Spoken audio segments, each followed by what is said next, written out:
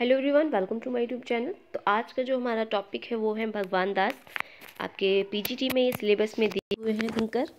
तो इनकी बायोग्राफी देखेंगे, इनका कंट्रीब्यूशन देखेंगे कि इन्होंने क्या कंट्रीब्यूशन किया है सोशियोलॉजी में। तो चलिए वीडियो स्टार्ट करते हैं। यदि फर्स्ट टाइम हमारे चैनल को विजिट किया है तो चैनल को सब्सक्राइब कर लें। पीजीटी की क्लासेस चल रही हैं कंटिन्यू। तो हमारा जो यूनिट है कंप्लीट हो चुका है आपका। फर्स्ट सेकंड यूनिट भी कंप्लीट होने वाला है। तो इसके बाद हम एमसीक्यू सॉल्व करेंगे। ये हमारे लास्ट थिंकर हैं भगवान दास। और इसके बाद हमारे वेस्टर्न थिंकर जो आएंगे, इंडियन थिंकर भी हमारे वेस्टर्न थिंकर कंप्लीट हो चुके हैं, इंडियन थिंकर भी कंप्लीट हो चुके हैं। तो उसके बाद हम जो पर्सपेक्टिव है उनको फॉलो करेंगे कि कौन से पर्सपेक्टिव के कौन से थिंकर हैं, वो वीडियो आएगी। ठीक है, तो चलिए स्टार्ट करते हैं वीडियो। भगवान दास। भगवान दास के सामाजिक दर्शन और राजनीतिक को एक दूसरे से अलग नहीं किया जा सकता है। वे एक दूसरे से अभिन्न अंग हैं। आप वास्तव में एक दार्शनिक प्रशासक हुए हैं जिन्होंने अपने दर्शन में आदर्शों और विचारों के अनुरूप प्रशासन चलाने की कोशिश की है। आपका विश्वास था कि दर्शन शास्त्र सत्य की खोज करने के लिए सबसे श्रेष्ठ साधन है। इसके लिए दर्शन कोई मानसिक या बौद्धिक व्यायाम को कोई वस्तु जैसी नहीं माना। आपने दर्शन को जीवन की समस्याओं को हल करने की प्रणाली के रूप में देखा। डॉक्टर भगवान दास का जो दर्शन है मनु के आदर्शों के द्वारा प्रभावित हुआ है और उन्होंने मनु के जीवन की समस्याओं, जो मनु के अनुसार जो जीवन की समस्याएं हैं उसको के सर्वोत्तम जो सामाजिक दर्शन है उसको प्रस्तुत करने का प्रयास किया है। डॉक्टर भगवान दास जो हैं वो मानते हैं कि परिस्थितियां जो होती हैं, सामाजिक परिस्थितियां, उनके साथ साथ दर्शन भी चलता है। जैसे सामाजिक परिस्थितियां बदलती जाती हैं, दर्शन भी परिवर्तित होता रहता है। लेकिन साथ ही यह भी उन्होंने माना कि जो मनु दर्शन और विचारों को आज की मौजूदा परिस्थिति है समाज पर लागू किया जा सकता है। और कहा कि भगवान दास ने कि विचार जो हैं सामाजिक संरचना और संगठन को मनु के विचारों के अनुसार संचालित करना चाहिए या किया जा सकता है। डॉक्टर दास ने स्वयं एक ऐसी योजना तैयार की जिसके आधार पर उन्होंने समाज को मनु के सामाजिक चिंतन के अनुरूप संचालित किया जा सकता है। उसका राजनीतिक जीवन और गतिविधि इन्हीं विचारों पर निर्भर थी।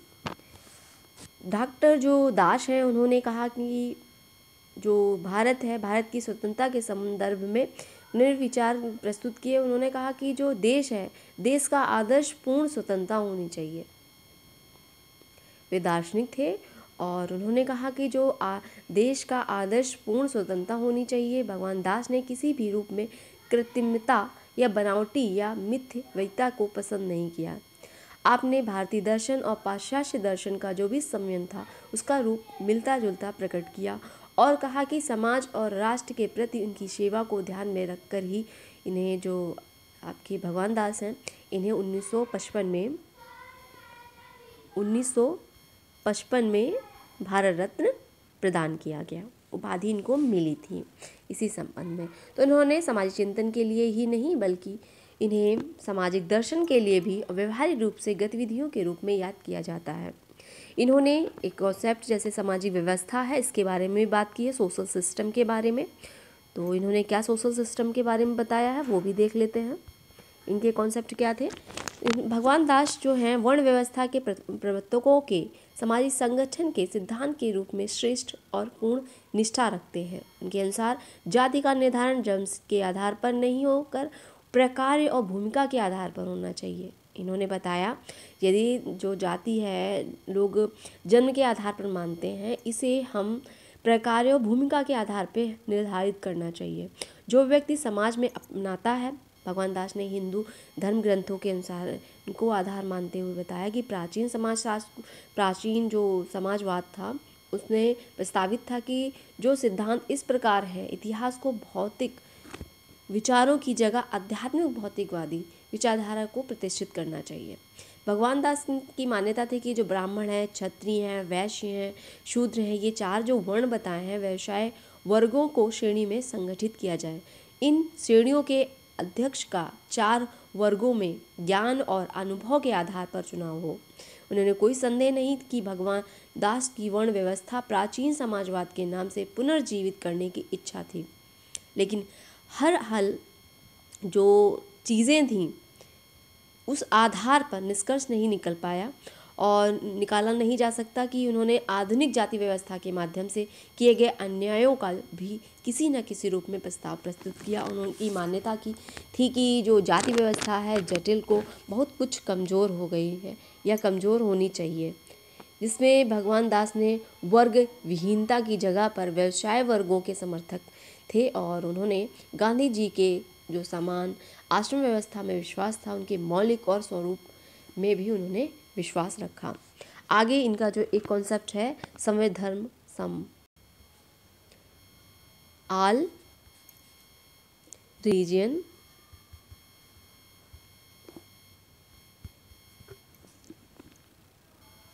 कनेक्शन, तो इन्होंने ये बताया कि सर्वधर्म समभाव। तो इन्होंने इसमें क्या कॉन्सेप्ट बताया, 1930 में इन्होंने अखिल भारतीय 1930 में भगवान दास ने पहली अखिल भारतीय जो अखिल एशियाई जो शैक्षणिक संस्थान थी उसके सम्मेलन में एक भाषण दिया था धर्म की अनिवार्य एकता के रूप में। वो भाषण का क्या नाम था, अनिवार्य सभी धर्मों की अनिवार्य एकता पर एक लेख इन्होंने प्रकट किया था। इस लेख के बाद इन्होंने परिवर्तन की जो इन्होंने एक पुस्तक लिखी थी परिवर्तन पे, वो थी इनकी essential unity of all religion. तो ये बुक इन्होंने लिखी थी, इसमें ये इनका जो लेख था प्रकाशित हुआ और इन्होंने आगे बताया कि जो सामाजिक चिंतन है और धर्म की जो व्यापकता है उसे प्रकट करने की इन्होंने कोशिश की। इन्होंने मानवता का मार्गदर्शन करने का प्रयास किया। इन्होंने जीवन के जो प्रकाश है व्यक्ति सभी धर्मों में सामान्य है, समान रूप से देखा जाता है, ये जो भी धर्म है सब एक दूसरे के इर्द गिर्द ही है इन्होंने बताया। और उनकी मान्यता थी कि सत्य ही एक ऐसा है जो सभी में समान रूप से पाया जाता है। मानवता के महान प्रेमियों के समय समय पर इन्हें सत्य को प्रकट किया है। सभी धर्मों में कुछ विशेषताएं होती हैं जिनका उन्होंने प्रत्येक रूप से के द्वारा या विकास किया जा सकता है, विकास करना चाहिए। इन्होंने जो सार्वजनिक शिक्षा थी संस्थाओं में भी कहना चाहिए ताकि मनुष्य का जो सद्भावना है उससे उत्पन्न हो सके, पृथ्वी पर शांति पैदा हो सके। सभी धर्मों में अनिवार्य एकता होनी चाहिए इन्होंने बताया। इन्होंने पूजा पाठ पे बहुत ध्यान दिया। इन्होंने कहा धर्म, पूजा पाठ, आराधना, विश्वास या मान्यता ही श्रेष्ठ है। आवश्यकता से अधिक अहमवाद राष्ट्र को प्रगति की ओर ले जाने के बजाय विध्वंस और विनाश की ओर ले जाता है। आगे इन्होंने कहा कि अहंकारवाद पर अंकुश लगाना ज़रूरी है। इन्होंने कहा कि जो विकास है, जो समाज का विकास है, इसके लिए अध्यात्म से जुड़ना ज़रूरी है। ये नहीं हम सिर्फ विज्ञान की पद्धति को अपनाते हुए चले आ रहे हैं और हम जो भी अध्यात्म की से जुड़ी चीज़ें हैं उनको बिल्कुल नेगलेक्ट करते जा रहे हैं। तो ऐसा नहीं होना चाहिए। हमें प्रकृति में भी सर्वत्र देखना चाहिए। वहाँ कोई कमज़ोर है तो कोई शक्तिशाली है, कोई बड़ा है तो कोई छोटा है, लेकिन सभी का सापेक्ष है। मतलब कोई भी ऊंचा नीचा नहीं है, सबकी ज़रूरतें हैं, ऐसा इन्होंने कहा। इन्होंने कहा कि डॉक्टर दास ने कि आवश्यकता इस बात की है कि वास्तविक सत्य को पहचाना जाए। सामान्य चेतना यह होनी चाहिए कि प्रत्येक सबके लिए और सब में होना चाहिए, ऐसा इन्होंने कहा। और इन्होंने स्वीकार किया कि जो धर्म है एक दूसरे से कुछ भिन्न है। सभी धर्मों में अपनी कुछ विशिष्ट विशेषताएं होती हैं और ईश्वर जो है, परमात्मा जो है सर्वव्यापक होता है, सर्वशक्तिशाली होता है और इसमें सर्वचेतना होती है। आगे इन्होंने विश्व इतिहास की बात का भी साक्ष्य प्रस्तुत किया। इन्होंने कहा भूतकाल में अनेक धर्मों और दूसरों के प्रकार के जो धर्म थे, युद्ध लड़े गए, सामुदायिक झगड़े हुए। कई ईसाई धर्म मुसलमानों के रूप में मध्य में, कभी हिंदुओं और मुसलमानों के मध्य में, हिंदुओं के विभिन्न जातियों के मध्य में, आपसी मुसलमानों में शिया और जो सुन्नी के मध्य जो युद्ध हुए ये सब धर्म के नाम पर हुए। विश्व में जो भी युद्ध हुए ये सब समय पर आर्थिक राजनीतिक संघर्ष सभी होते रहे। इन सब का मूल कारण क्या है? संवेदन का अभाव। इस सब का उद्गम होना चाहिए सर्वशक्ति परमात्मा से, जो शख्स जो बहुत ही सर्वव्यापी है, उस परमात्मा से अहंकारवादी जो मानवीय आकांक्षाएं हैं, इच्छाएं हैं, लालच है, घृणा है और घमंड है, या आपसी भय, जो भेदभाव उत्पन्न करने की जो भी प्रवृत्तियां हैं, इन बुराइयों को दूर करना चाहिए।